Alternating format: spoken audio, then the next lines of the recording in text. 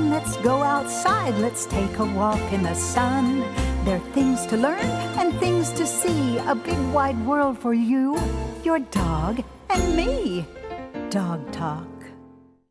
Hi, folks, and welcome to Dog Talk. I'm Pat Becker. You know my co-host, Rusty. Hey, Pat. And we are today going to talk about fostering dogs, the importance of it. You know, we had a session with Jon Gary down at the Oklahoma City Animal Shelter. We go down there once a month, and we ran a segment a couple weeks ago that everyone really seemed to enjoy. The thing that really made an impression on me was the final dog that was there, named Taylor. Okay. So we're going to watch a little video about Taylor. All right, sounds good.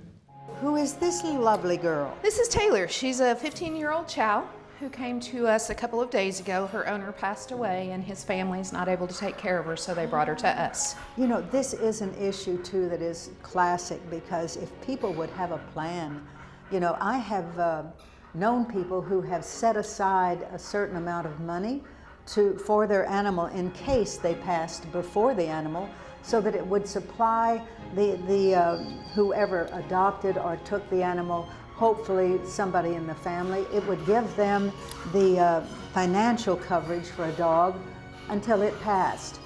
You know, it is so sad because a lot of young people give older people, parents, puppies, which they should never do, because obviously then the puppy is going to outlive the person. And that's a sad state of affair. This little dog, oh, she is beautiful too. Taylor, you have a few little things here though. You could use a little cleanup, for goodness sakes. She definitely could use some TLC. You know, I've got an idea. Let's get her all fixed up. Let's give her a makeover. And then she'll be ready either for a foster or adoption.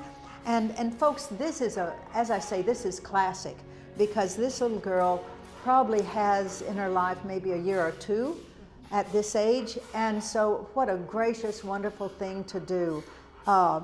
And Dog Talk will give the person who adopts this dog a year's supply of dog food.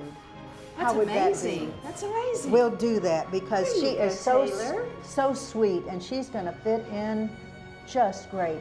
This, there again, for an older couple, Yes. this would be Right. perfect. She's Perfect. used to that atmosphere.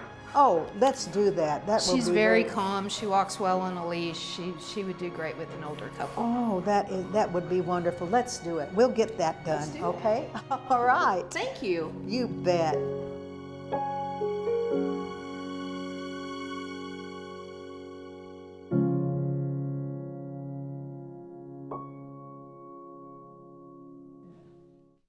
Perfect. How perfect is that? It gives me chills. That sweetest dog in the world, to see her taken from the atmosphere of living with someone for so long and then taken to a place, you know, a shelter with so much noise, so much confusion. That's very but difficult she for a was a senior trooper dog. with it. We're going to take a quick break, and when we come back, we're going to meet the lady who has fostered her. Can't wait.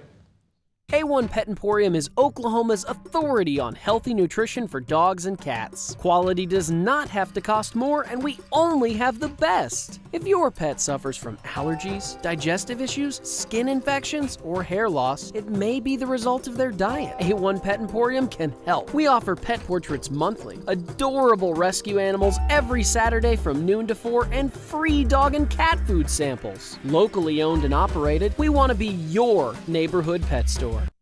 I would like for you to meet Sherri. How are you, my dear? It's I'm good to just see you. fine. And you kindly fostering this dog.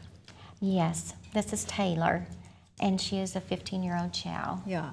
And we know, of course, because of her history, that it may be a foster failure, because this little girl may not last a whole lot longer. That is correct. So she is blind, almost blind. She has no hearing whatsoever. You've had her with a veterinarian. What does the veterinarian say about her? They say that she's doing very well. We have her on medication for her arthritis and for her skin condition. And she's doing very well. Yeah. Now you foster for Oklahoma City Animal Shelter, is that correct? Yes, I do. So how long have you been doing that? About 3 months. 3 Oh, months. So wow. this is Yes. all right. All right. Yes. Well, that takes a lot of courage to get into it. Why did you decide to be a foster option? I seen a black chow that was going to the center, was going to the animal shelter. And I was really interested in him. And that's how I ended up getting into it. So when they get a chow, they call me now. Okay, so have chows been a breed that you've loved your entire life? or- That was my first dog, was a okay. chow. Yeah, they are great dogs, as a matter of They fact. are. And people have sort of forgotten about this breed. They were very, very popular at one time. But I encourage people to, it's like with collies and Dobermans and, all of the dogs that were so popular at one time, It's just, they have a wonderful heritage of that for which they were bred. They were supposed to be kind of the guard dog thing, and the kind of the playing with the kids thing. They even had them pulling little carts with the children, to entertain them. So they are good with kids. You have to, as with all breeds, you have to establish that kind of attitude and that kind of socialization, but that's what it takes. So I am so appreciative of you doing this. There are not many people who would take on this kind of project. I think Rusty has some left for you. Yeah, I got some Look more at over that. here. Yeah. But this dog obviously has her infirmities. Why did you acquiesce on this? Why did you take her? Not just because she was a chow, but what? Oh, being a senior dog, and her owner had passed away, and her family had just dropped her off at the shelter. Yes. So let's discuss that Yes. for just a second, because that has always intrigued me. How, a person gets so close to his dog or her dog, the pets that they have. Sometimes the family is not as engaged in the relationship or the Yes. connection, but this could be very horrific for a dog.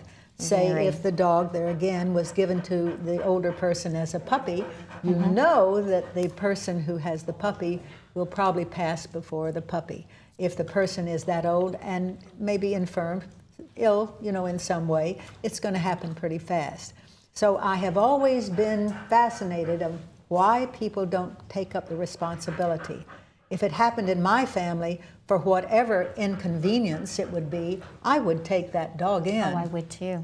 Because they do, here's an interesting fact too, folks, that behaviorists will tell you a dog does mourn for its owner. And depending on the closeness of the dog, sometimes the dogs do not survive. Many of them go off on their own and pass, They do. being an older dog. But they experience a lot of the sadness that we do as humans that way, when they have become so attached to one person. And it's not just because of their survival. If they've been with that person for a long enough time, there is an emotional attachment. Have you found that too, Rusty? Oh, definitely. It's a challenge when you have seniors who have dogs and they do pass before the dog does. A lot of the times your families won't be in the same areas. They could be in an environment that is not dog friendly, and they have no resource to do anything but to offer the dog up for adoption. Then I would question why they don't find a rescue. There are chow rescues around, as Sure. with this example. And as I say, it concerns me and confuses me. I guess because being a dog person, that's the way it is. But in general, sometimes it's just inconvenience, and I think that is shallow. Sure, and that is our culture, and that's something that we have to overcome. But yourself as a dog owner, you can make plans if something were to happen to you, and that's really the ideal thing to do. So you're not left with your children making a decision that they may not be informed with. Yeah, it is so important. So are you have a family? Yes, I do. I have one son, and he's 29. So he does not live with you. No, he does not. No. So how is she getting along? You have other dogs then? Yes, I do. I So have how many other dogs do you have? I have 6. Okay, And all then right. including You're her, almost I up have to my 7. So when she came, did she fit right in? Did it take a little bit of? And my dogs are pretty accepting of other animals. And I will do tell you really too, well. this particular breed, people don't think of the chow as being a pack animal, but they do have that in their nature, that they will discern, they will figure it out. And unless a dog really is aggressive to this breed, they sort of go their way. I have found that. I've had one chow and some friends who had several, and we used to visit and socialize all the time. So, you know, it makes a big difference. It really does. So what we have done is that we're going to take a break, and when we come back, Nicole Holloway, who is an attorney, is going to give us information about what you can do to, you know, kind of create a trust, you know, a bank account for this kind of situation. I'm anxious for you to hear that. It may be good information for everybody. We're going to take a quick break, and we'll be right back. Hey, Dog Talk fans, make sure you join the conversation on social media. Just go to facebook.com/dogtalktv. We'd love to hear a story of your furry friend, so send us an email to pat@dogtalktv.com. You could be featured as our Dog of the Week. Now, enjoy the show.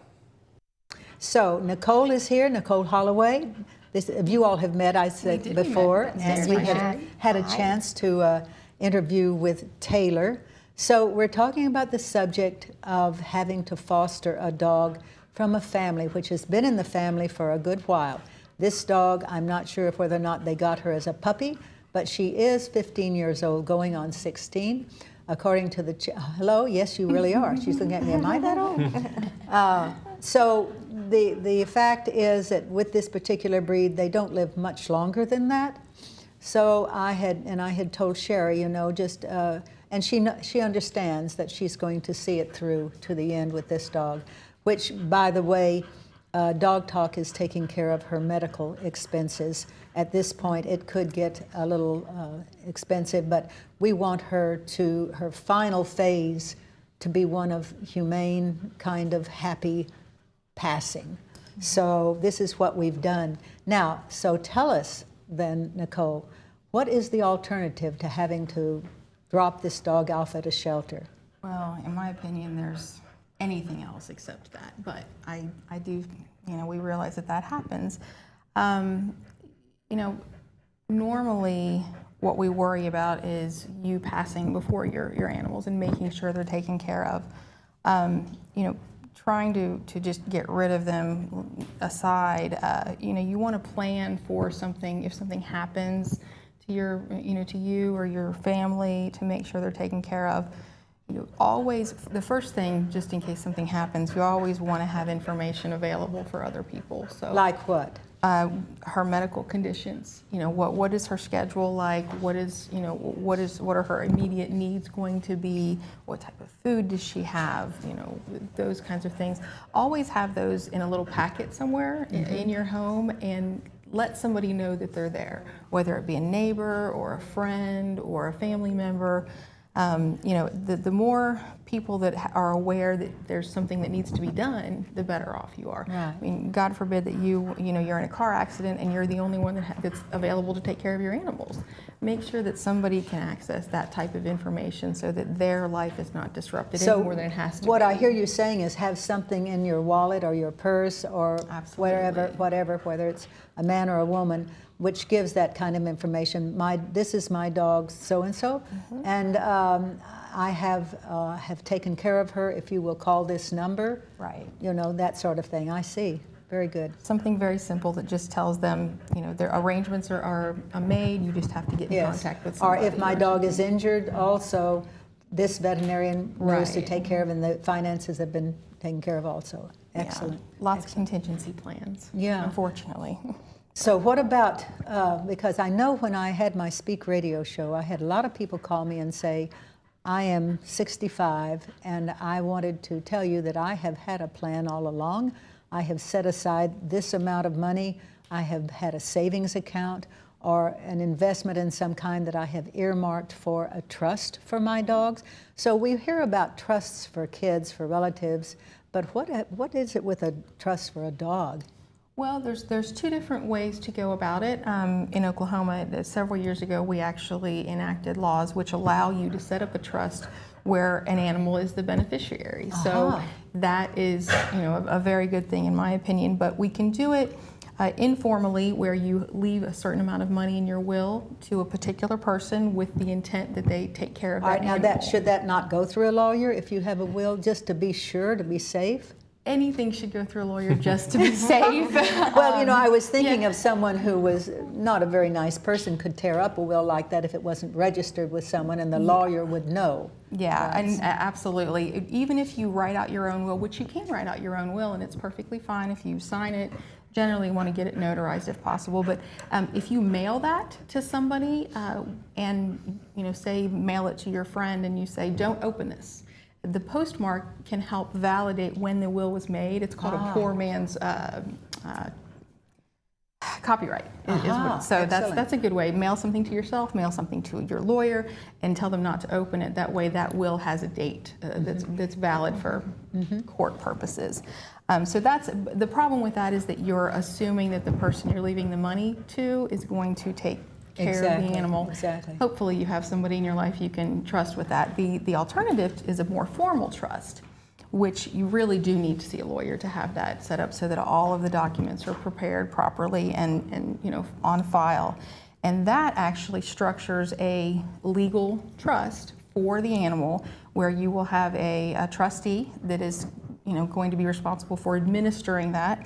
You'll have the caregiver, and so somebody will be accountable to make sure that that money is being spent as you directed in that, and you can make those very detailed about what you want to happen.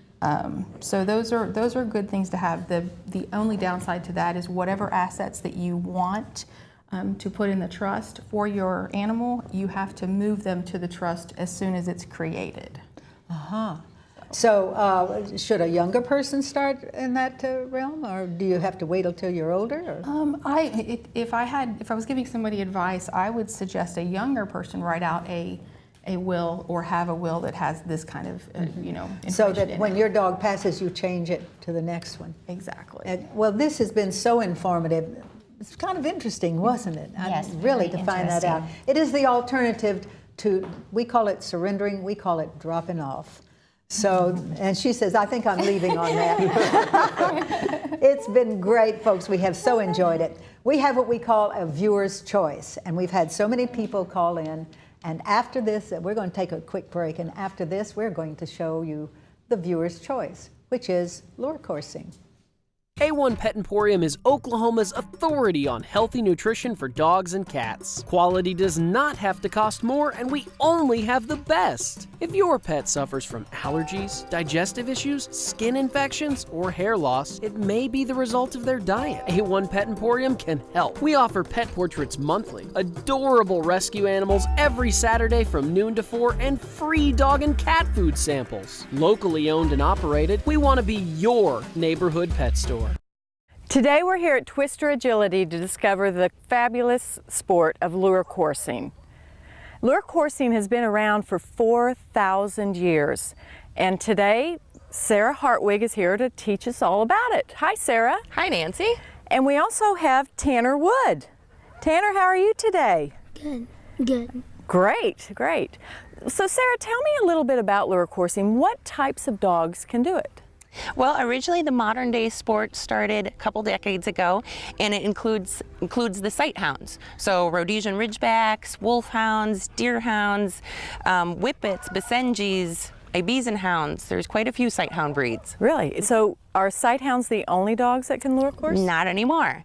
The AKC 3 years ago started a new sport, a new venue called the Coursing Ability Tests, and so that is open to all breeds of dogs, including mixed breeds. Including mixed breeds? Absolutely. Well, that's wonderful that they let everybody Yes. participate. Everybody can give their paw a try. Okay, great. And it's not just for adults, because Tanner's here to learn all about it, right? Tanner, what type of dog do you have? A Rhodesian Ridgeback. And what's its name? Logan. Logan. I've actually met Logan. He's a big, beautiful boy, isn't he? Yes. Great, great. Well, Sarah, tell me a little bit about training? What do you have to start training a dog to Lurecourse? A lot of them are going to have the instinct to just hunt by sight, their prey drive. Okay. And so there are some important things that we can do to just kind of shape their focus, just to gear them towards success, but also to keep them safe, because this is a very athletic event as well. Yeah, I guess you have to have your dog very fit. Yes, yes. they So need to be- don't take your overweight couch potato dog Absolutely. out. Okay, great. So let's get started.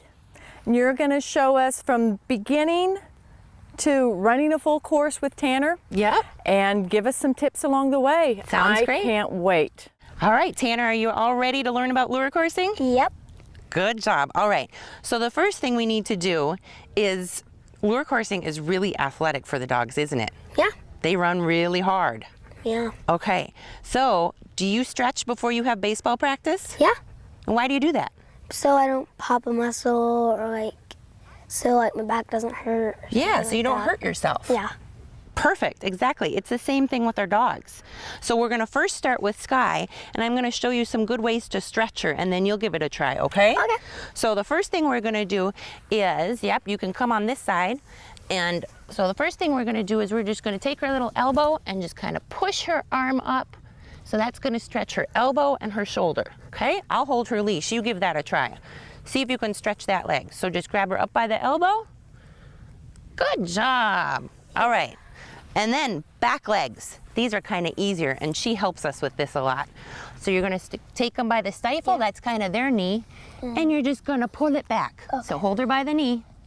There you go, perfect. And we just give it a long, slow stretch.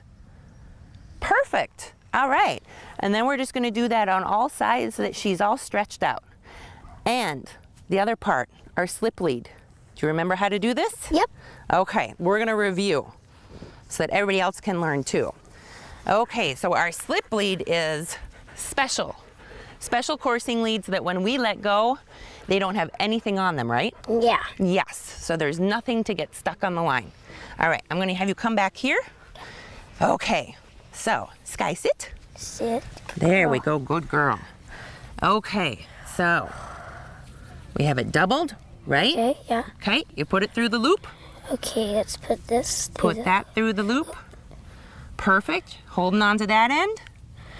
Holding on to that end. Okay, so that's your leash. Kind of like horses' reins, aren't they? Yeah. Yeah, okay.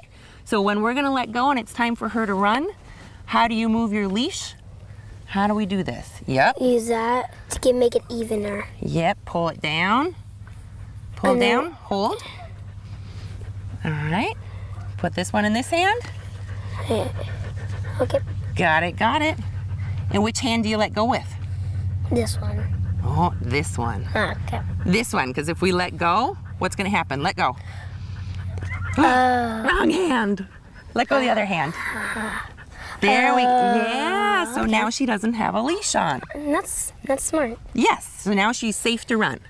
All right, should we go let her have a turn? Yeah. All right, let's go let her course. Tanner, Sky's ready to run, isn't she? Yeah. Yes, she is. And Logan is bigger. Your dog is bigger than Sky. Yes. Yeah. A lot bigger. Yeah. So right now we're having you learn how to slip with Sky because she's smaller. And for a lot of those breeds, the other breeds that can run lure coursing, All right. they might be a little easier Yeah. because they might be smaller. Good, good. All right. So, and what's one important thing that we need to remember about the line? Can it cut you? Yeah. It can cut you, yes. So we need to be careful that we don't get our ankles or our feet Yeah. anywhere near the line. All right, are we ready? Woo. Yeah. Okay, so our mark, set, go for lure coursing, Is what's that magic T word? Tally. tally-ho. Tally-ho, good job. So what we're gonna do, I'm gonna say, handler, are you ready? Yeah. And you're gonna have to tell me, yes. I need to hear you. Yeah. And then I'm gonna say, lure operator, are you ready? And Sean's gonna tell us that he's ready to press the button to make it go. And then And then I'm gonna say, tally-ho, and then we and you're gonna let go with this hand. that hand. Good job. Okay, so you got her, hold on tight. All right, handler, are you ready? Yes. Lure operator, are you ready? Tally-ho! Good job. Oh, and she's following better too. She's not cheating this time.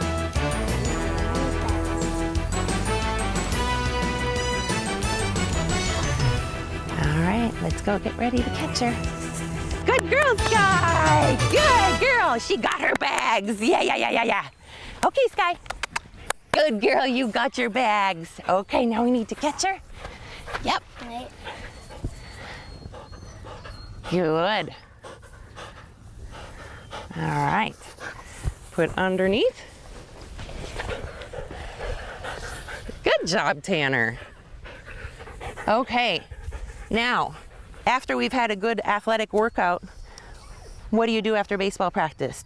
Do you cool down and go for a little walk? Yeah. Get a drink? Yep, same with her. So let's go and take her for a little walk so she can cool down and we'll get her a drink. Okay, you want to take her? Hold on tight, she's still gonna want to run. One last thing I want to tell everyone about is something you can try at home. If you've got your pet family dog and they're watching this on the couch with you, they might already be watching the TV when we had the dogs running. So this is something you can try at home. We start this off with the dogs first thing when they're puppies. So this is Logan. This is actually Tanner's dog, quite a bit bigger than Sky. So this is the way that Tanner has started training with Logan. This is a horse lunge line. You can get it at any farm supply store. Regular old kitchen garbage bag, little trash bag, with some treats tied in the end. So this is how we start off the dogs. Are you ready? Yep. Okay, let me get his leash off. You can stay there. I'm just gonna back up. Okay. All right, you ready to play lunge line? Okay, go ahead, Tanner. Get in.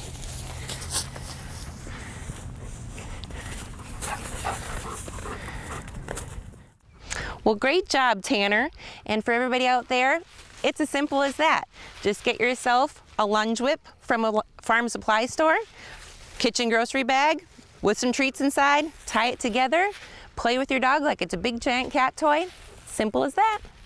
How exciting. It is so exciting to see a dog do what it's natural instinct. Absolutely. I mean, to run with the wind. Tanner, did you have a blast?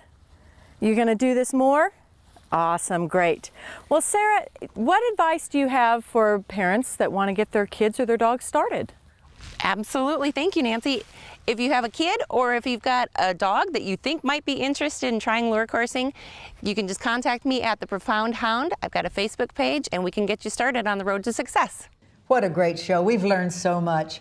And next week, we're going to start our Halloween. Ooh, can't wait. Very, very good.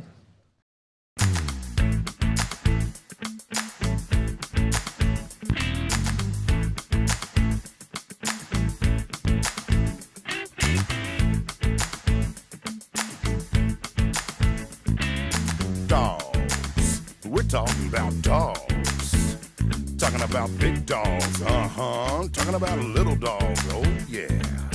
Chasing the ball, chasing the cat, digging holes, thing like that. Dogs, talking about dogs. Laughing dogs, sad dogs, happy dogs, mad dogs, dogs, just talking about dogs. Lost in the law.